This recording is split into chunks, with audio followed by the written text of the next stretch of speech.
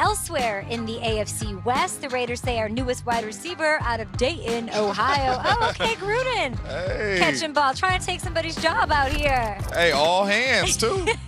Let's check in with the Raiders. They're in Henderson, Nevada. David Carr, Omar Ruiz with their coach/wide receiver. Yeah, the pride of the University of Dayton, head coach Jon Gruden. John, it was great to see fans out here today with the back together Saturday. And I don't know if there's a coach in the NFL who is as connected to the fan base as you are. What do you envision Monday Night Football, September 13th, Allegiant Stadium?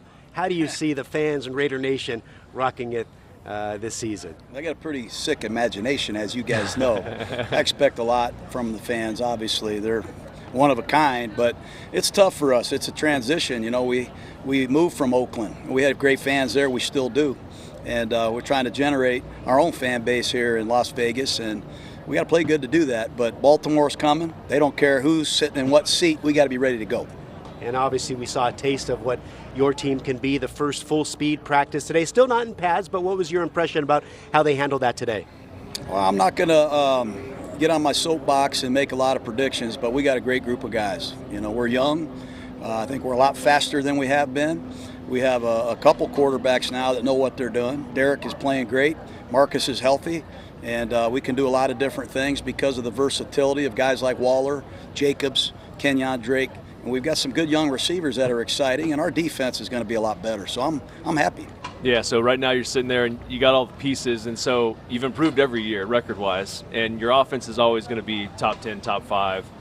Is it as easy as just getting a couple extra possessions in each game, like defensively, if they can just find a way to get it back 1 or 2 times? Because it seems like every time you get it, you go down there and you get points on the board. So is it as simple as that, or is there more to it? Well, that's a big part of it, as you know, from playing. Yeah. The more possessions you get, the more at-bats you get. Yep. You know, I think we were last in the league in possessions. And I think we're last in the league, or close to last in the league, in field position. We never started a drive on the plus side of the 50. If we did, I can't remember. Slap me if you can remember. I don't remember either. So, you know, your play calling at your own 20 is different than when you're in a favorable field position. So we're hoping with Gus Bradley and this staff, he's bringing an army with him that he's been with for a while, and hopefully that translates and fast tracks these players. Just talking to Derek before the practice, and he's really all off season. He's excited about his other guys, and he calls them the other guys, and they got to step up. So you got Darren Waller. We know what Darren is, and Derek says he's the best player in the league, and I can't argue with it when I see him blocking defensive ends and then going out and running routes. But when you talk about those other guys, you see Zay Jones make a nice play. You got Kenyon Drake, Brian Edwards, Henry Ruggs. I mean, is it going to be a collective effort, or are you hoping that one guy kind of stands up and pops out as the other guy to draw some attention away? Well, we're hoping they all step up. You know, Edwards has great ability. He's got great ability. Yeah. I'm excited about him. You see, he looks like T.O. He looks like one of the number 1 wideouts in the league. And Ruggs is putting it together. I think his experience shows. We do have Willie Snead, Hunter Renfro, 2 crafty little slot guys. And the guy I'm most excited about is Foster Moreau. You know, he was hurt last year, coming off a tough injury. When we get in our 2 tight end set, it's really something, and I'm excited about it. John, you mentioned Gus Bradley. What do you make of his coaching style, his teaching style here early in camp?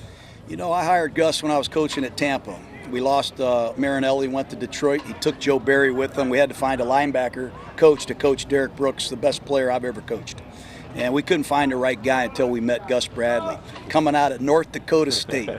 And if you ask Monty Kiffin or any of the guys that sat in on the interviews, he was by far and away the most charismatic, the best teacher, the most enthusiasm, the most knowledgeable guy, and he brings it every day. And between he and I don't know who gets here earlier, but I beat him today. I'm happy about that. I love him.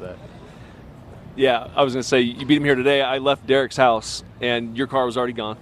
Derek was gone, and I thought I got up early. So I think this just last thing, as you're seeing all this come together and the excitement that surrounds it, how pumped are you to be in that stadium with this group?